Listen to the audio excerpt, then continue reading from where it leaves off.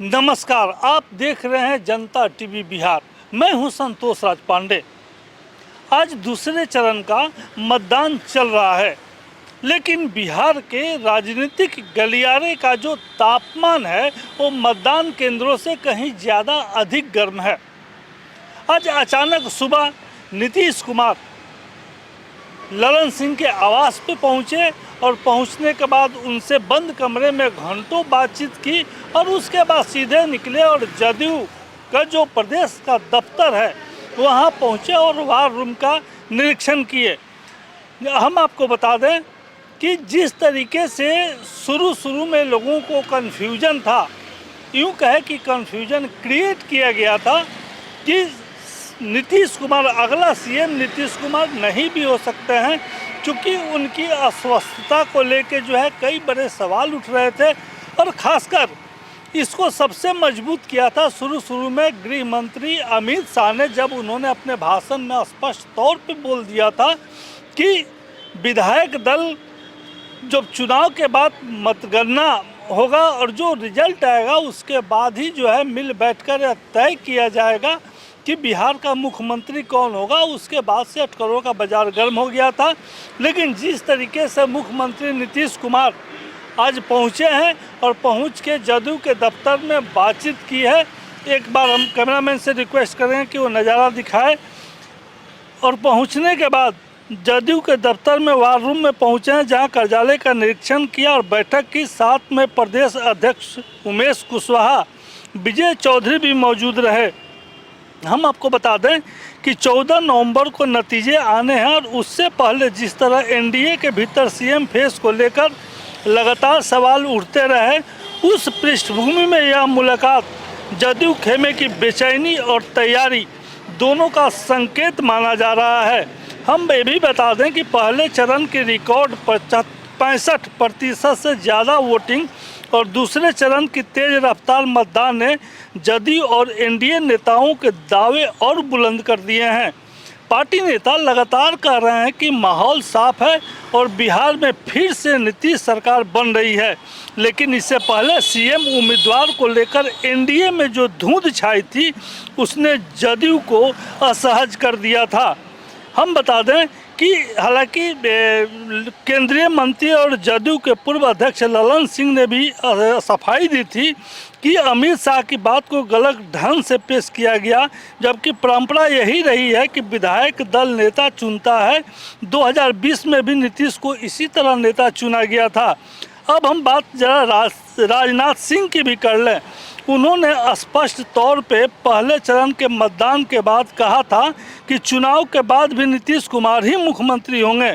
Deputy CM सम्राट चौधरी भी कई दिनों से यही बात दोहरा रहे हैं कि नेतृत्व में कोई बदलाव नहीं होने वाला है। लेकिन इसी बीच नीतीश का ललन सिंह के घर पहुंचना कई सवाल उठाता है।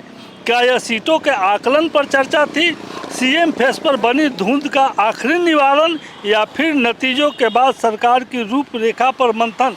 ऐसे कई सवाल जो है लोगों के जेहन में तो दौड़ ही रहे हैं। और साथ ही साथ जो विपक्ष के दल हैं वो भी काफ़ी बेचैन है। हमारे साथ हमारे सहयोगी ज्ञानेंद्र वर्मा भी मौजूद हैं। ज्ञानेंद्र जी, इसको किस तरीके से लिया जाए? देखिए, नीतीश कुमार को लेकर के लगातार विपक्ष हो चाहे फिर इनके सहयोगी दल, उनके द्वारा लगातार ये कहा जा रहा था कि नीतीश कुमार अस्वस्थ हैं। और लेकिन जब बिहार में चुनाव की प्रक्रिया शुरू हुई तो उसके बाद से लगातार नीतीश कुमार एक्टिव मोड में नजर आए। लगातार कई जनसभाओं में वो शामिल हुए, वहाँ लोगों को संबोधित किए। तो लोगों को उन्होंने एक बड़ा मैसेज दिया है कि देखिए, मैं पूरी तरह से सहज और स्वस्थ हूँ। तो इसको लेकर के जिस तरह की राजनीति बिहार में दोहराई जा रही थी, लगातार जो नेता प्रतिपक्ष हैं उनके द्वारा कई तरह की टिप्पणियां की गई थी, तो उन तमाम चीज़ों पर नीतीश कुमार ने इन जनसभाओं को संबोधित करते हुए उन्हें विराम लगा दिया। जबकि जिस तरह से लगातार बताया जा रहा था कि इस बार अगर बिहार में एनडीए की सरकार बनेगी तो मुख्यमंत्री नीतीश कुमार जो हैं वो मुख्यमंत्री का चेहरा नहीं हो सकते हैं। कई बार इस तरह की बयानें भी आई है। लेकिन अब देखिए कि लगातार एनडीए के द्वारा भी क्लियर नहीं किया जा रहा था कि आखिर चुनाव के बाद एनडीए के मुख्यमंत्री कौन है। लेकिन अब देखिए, जब प्रथम चरण का चुनाव हो चुका है और जिस तरह से मतदाता जो हैं, बड़ी संख्या में लोग आए हैं और मतगणना में जो मतदान हुए हैं उसकी जो प्रतिशत है वो काफ़ी बढ़ गई है, 5% का जो बढ़ोतरी हुआ है, तो उसका श्रेय लोग अब नीतीश कुमार को दे रहे हैं। क्योंकि नीतीश कुमार ने महिलाओं के लिए जो काम किया है, तो उसे देखते हुए महिलाओं ने काफ़ी संख्या में अपनी जो है कि भागीदारी इस पूरे मतदान के दौरान दिखाई है। और आज सेकंड चरण का जो चुनाव हो रहा है, इसमें भी देखिए अभी तक जो प्रतिशत है लगातार उसमें अच्छी प्रतिशत देखी जा रही है। तो आशा की जा रही है कि आज का जो दूसरा फेज का जो चुनाव होगा, इसमें भी मतदान की प्रतिशत में बढ़ोतरी होगी। तो कुल मिलाकर के इसका पूरा श्रेय जो है नीतीश कुमार को दिया जा रहा है। बिल्कुल बिल्कुल। हम बता दें कि राजनीति के क्षेत्र में नीतीश कुमार बहुत बड़े खिलाड़ी रहे हैं। हालांकि ये अलग बात है कि चुनाव से पूर्व इस बात को लेके लगातार चर्चा हो रही थी कि अब सीएम पद पर काबिज होने के लायक नीतीश कुमार नहीं रह गए हैं, नीतीश कुमार अस्वस्थ हैं, कई ऐसी बातें सामने आई।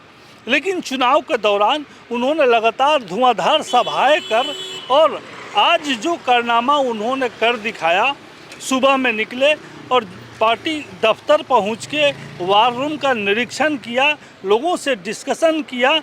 इस बात का सबूत है कि अब जदयू अपने फॉर्म में आ गया है और जिस तरीके से भाजपा पूरे मॉनिटरिंग कर रहा था इस पूरे चुनाव में, उस पर विराम लगता दिख रहा है। चूँकि जदयू को एहसास हो गया और ख़ासकर नीतीश कुमार को एहसास हो गया है कि जिस तरीके से वोटों की प्रतिशत बढ़ रहा है और उनका जो साइलेंट वोटर है उनके पक्ष में जा रहा है, तो इससे एक मजबूती मिली है और इसको लेकर जदयू ने अपनी फिर से वही तैयारी शुरू कर दी है। ऐसे में इस चुनाव में नीतीश कुमार को नज़रअंदाज करना बड़ा ही मुश्किल होगा। हमें दीजिए इजाज़त, अगले एपिसोड में अगले मुद्दे के साथ आपके साथ हाजिर होंगे। तब तक के लिए नमस्कार।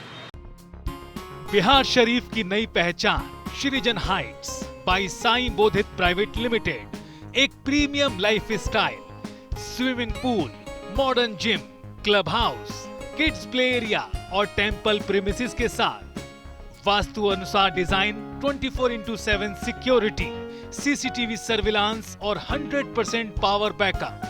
दिवाली स्पेशल धमाका ऑफर, 3 BHK प्रीमियम फ्लैट्स सिर्फ 4100 रुपए पर स्क्वायर फीट।